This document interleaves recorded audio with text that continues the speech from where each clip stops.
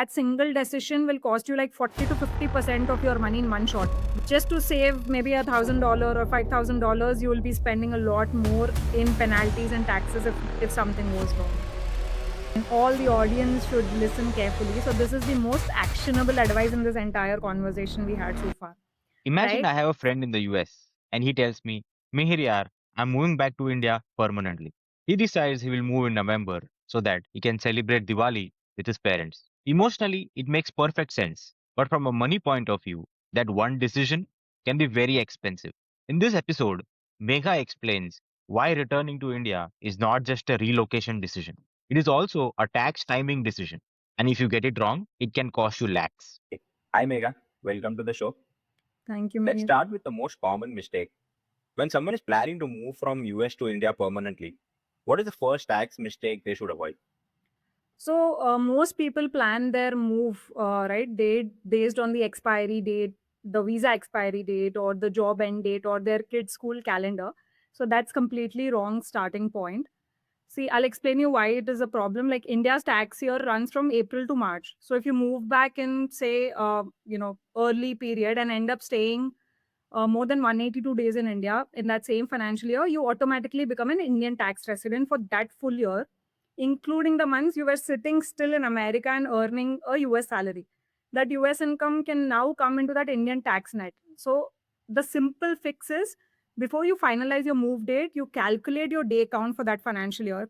So that's why many smart families, plan to arrive late October or October specifically because it keeps their India day count low in the first year, and that gives them an extra year of tax benefit, and that one timing decision can affect 2 to 3 years of your tax situation in the RNOR status. Got it. So, how does someone become an Indian tax resident after moving back to India? Like, is it based on the number of days or visa status or what? So see, it's a purely day count test, right? Under Section 6 of the Income Tax Act 2025, you become a resident if you are in India for 182 days or more in the financial year, or you are in India for 60 days or more in the year, and two conditions should be satisfied together. You were in India for a total of 365 days or more across the last 4 years. So that's it. Like the days count is important. So your visa type doesn't matter. Your intention of staying permanently doesn't matter. Your bank account doesn't matter.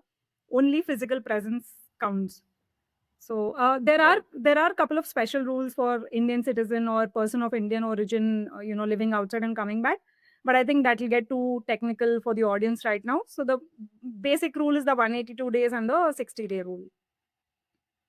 Got it. Okay, can you explain the NRI, RNOR, and resident status? Like, it's very confusing. Can you explain that in simple terms? Yeah. So see, basically, think of it as three levels. First is your NRI. You're living and working outside India. India only taxes what you earn in India. So your US salary, your US investments, US bank interest, none of that is taxed for NRIs. So it's clean and simple. Second comes the RNOR, which is resident but not ordinarily resident. So you move back to India, you're physically here, but you are in the transition zone. So you're technically a resident, but India still doesn't tax your foreign income during this period, during the transition period. So this is the middle ground that most NRIs sit in their first 2 years typically. And the days count based on that RNOR. There are some terms and conditions for you to be treated as RNOR under the Income Tax Act. Now coming to the third category, which is the resident category, ROR. The full form is resident and ordinarily resident. So here, India taxes your global income. So everything you earn anywhere in the world, US, Japan, China, anywhere in the world, it will be taxable in India. So I think the jump from RNOR to ROR is the most expensive movement in returning NRI's financial life if you have not planned well. Yeah. Got it. So, like, why is this RNOR status so important for people returning back to India? See, as I said, the RNOR is basically this 2 to 3 year transition period or a tax holiday, not technically tax holiday, but just for our understanding, tax holiday on everything you earned abroad. So during RNOR, your US 401k withdrawals are not taxed in India. Your US property sale gains are not taxed in India. Your US brokerage gains are not taxed in India. Your US bank interest is not taxed in India. So you qualify for RNOR if you satisfy even one of these conditions which I'm going to list, the two out of these, any condition you satisfy, you come under the RNOR category.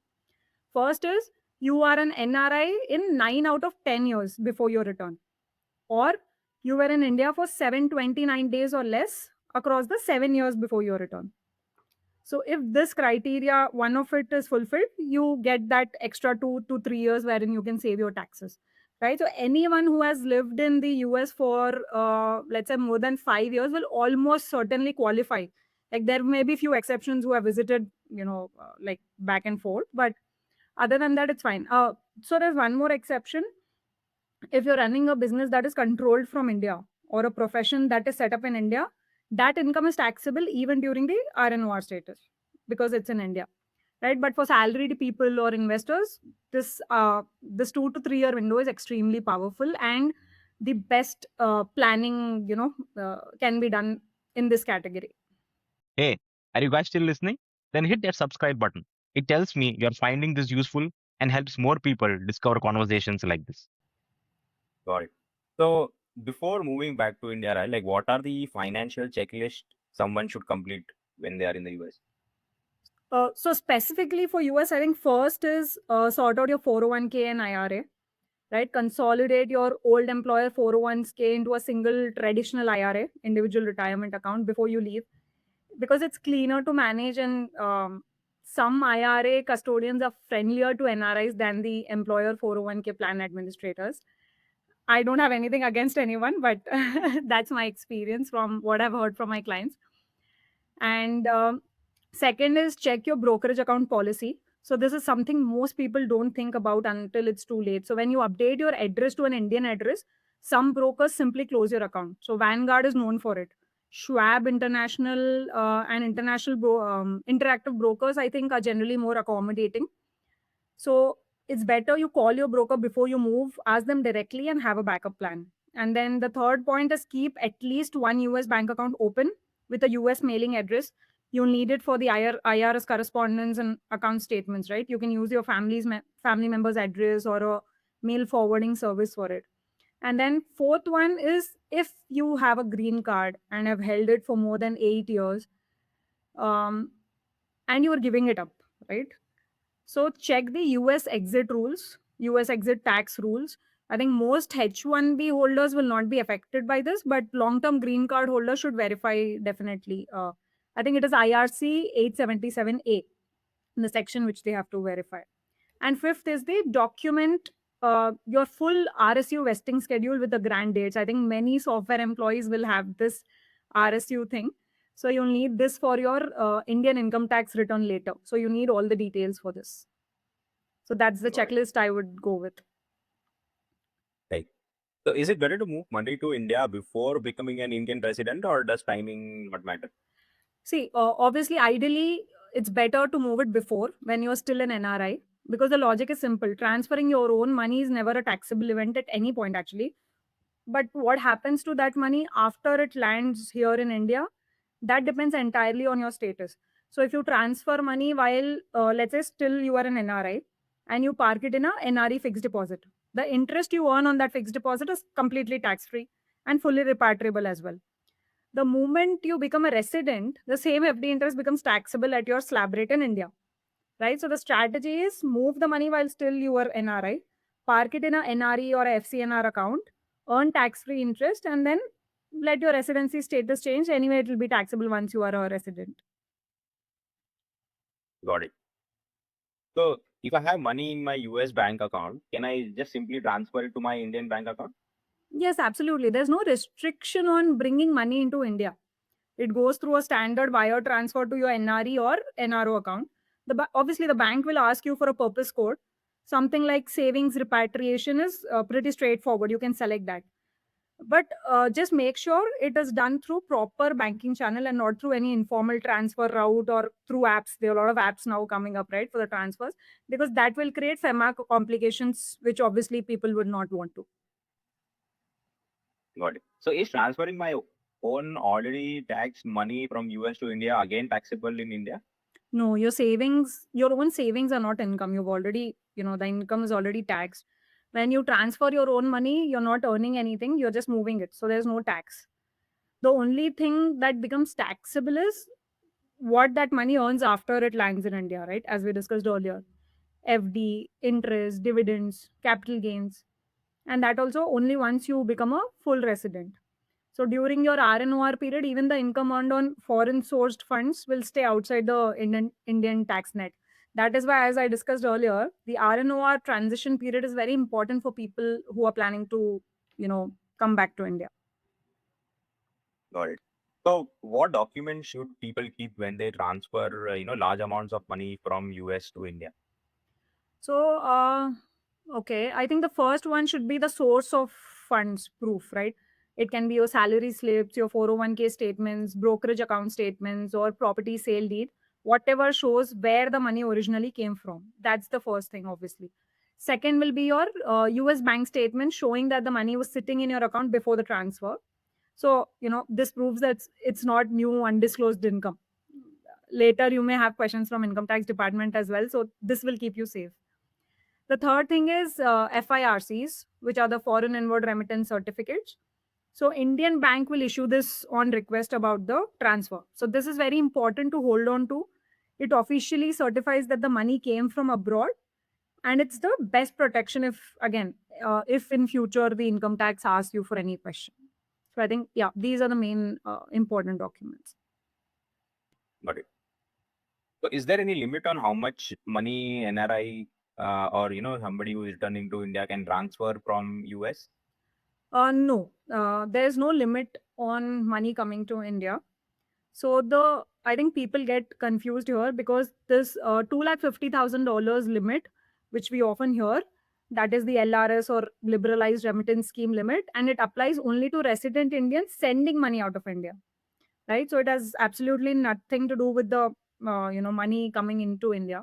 Obviously, your Indian bank may ask for source documentation on large transfers as part of KYC, and that's a standard compliance process.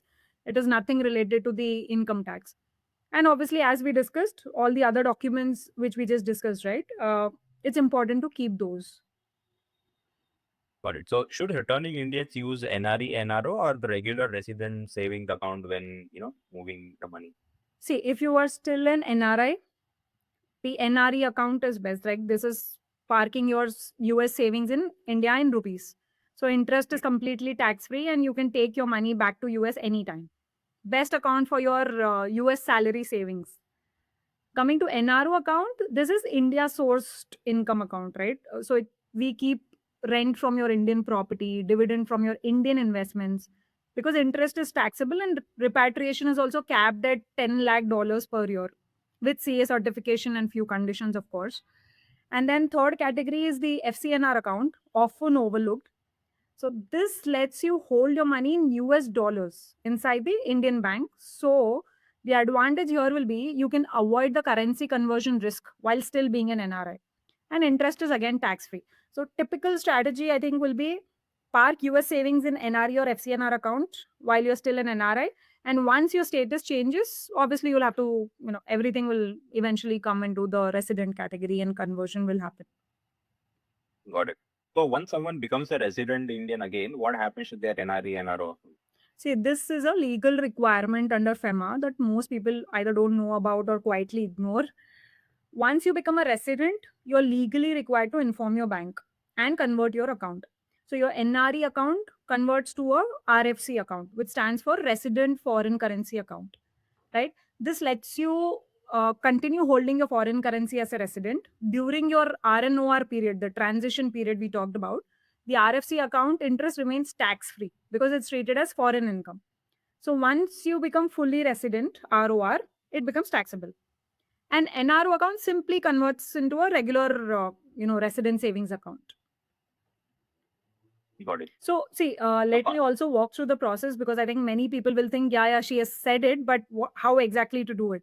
So it's simple, right? You have to proactively go to the bank, carry your passport, any proof of return to India, whatever you have, and get this done. Tell them we are back, this is our status, and this is what needs to be done. So this way, it also creates a clean paper trail of exactly when your status changed, right? Which may help you in future if there are any questions again from any department. Got it. Yeah, I think that explains, right? I think it's very important for all of us who are coming back to India to do all of these Yeah, checks and yeah, balances definitely. so that we don't get caught up anywhere. Okay, so coming back to the 401k, right? So what would someone do with their 401k if they are moving from US to India? Should they keep it in the US? Should they roll it to an IRA, like you said? Should they withdraw it, or like what happens from a tax perspective? What is better? See, again, it is individual choice, right? As we know, like this podcast is for education, not advice for a particular, because everyone will have their own thought process, their own terms and conditions which they need to look for. But for this particular thing, I think they have three options. One is they can just leave it as it is, simplest approach, right? Money keeps growing, tax defer in the US, no Indian tax until actually they are withdrawing it. And even then, like, only it is taxed if you are a fully resident, right? So but here there is one downside. If you keep it, some custodians may restrict the account servicing if they detect a non-US address. So that, I think, they will have to check in the US itself. Second thing is they can roll it into a traditional IRA account. So this is most recommended step. Actually, it's a tax neutral move. No tax event at the time of rollover. It consolidates your money, gives you more investment option. And as I said earlier, IRA custodians are often more NRI friendly than the employer 401 administrators.